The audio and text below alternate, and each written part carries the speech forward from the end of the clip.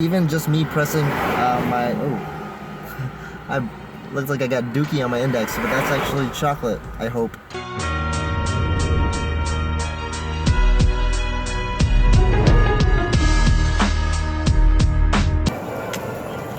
What's up guys, welcome back to another episode of AM Training. So it is week 3 of the TSA program, but I'm here in the weekend at the San Diego Zoo trying to catch some damn Pokemon. So tomorrow's squad day. Hopefully I'm not too sore from all the hiking I'm gonna do, and hopefully I don't fall off a cliff.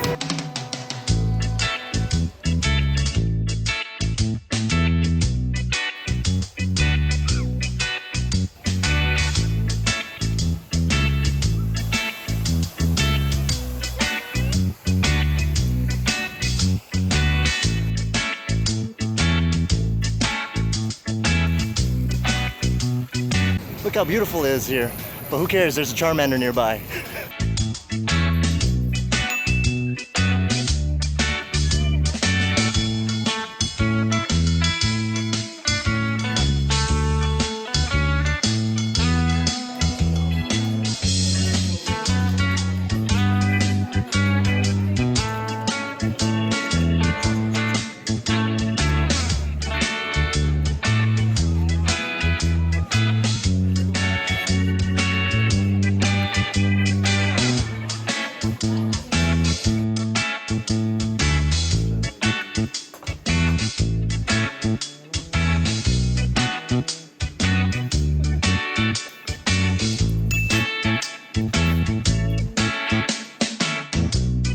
So flan is one of my favorite desserts besides cheesecake, and my aunt knows that, so she made me a whole flan to myself. So thank you, auntie. It's homemade, it's delicious, and yeah, my daughter is wanting some, so I'm gonna go ahead and eat this all.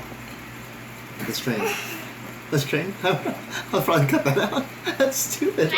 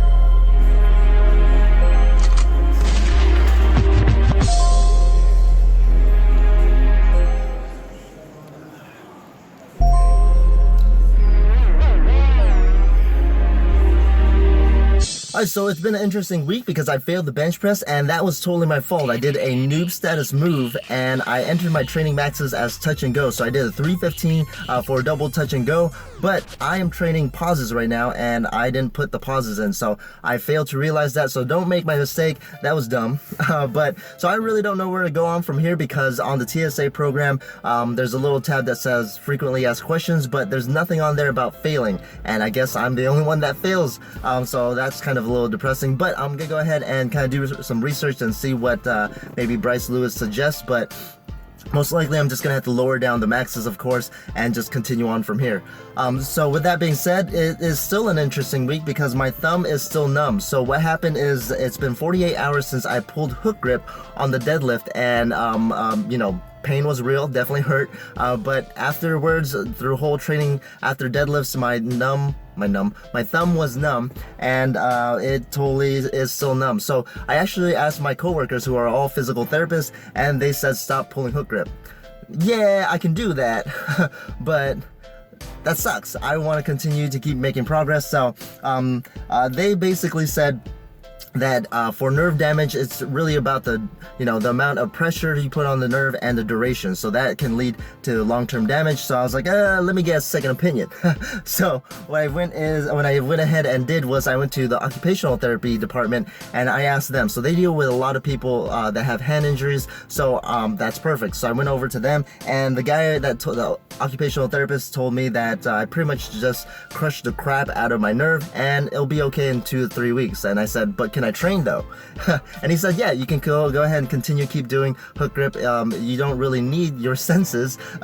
It's just kind of a safety thing. So it will return back in 2 to 3 weeks. I might play it easy. It really depends on how it feels. But basically, he said that it was neuropraxia. So basically, I just smashed the bejesus out of it, and it'll come back to normal in a couple weeks. So it is what it is. I am gonna go ahead and continue to train. Hopefully it will just get better.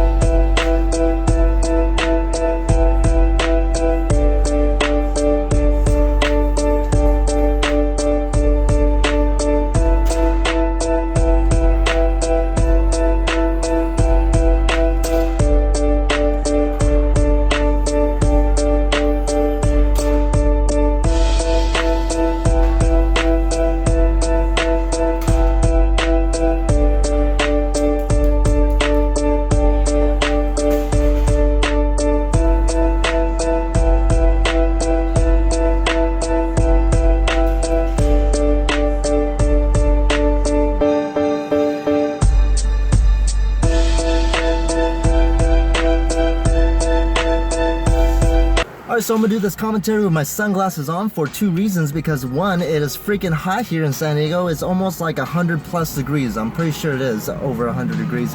That's why I'm leaving the window down, even though you can kind of still hear cars. I don't want that to be in the audio, but again, I also don't want to have a heat stroke in my car.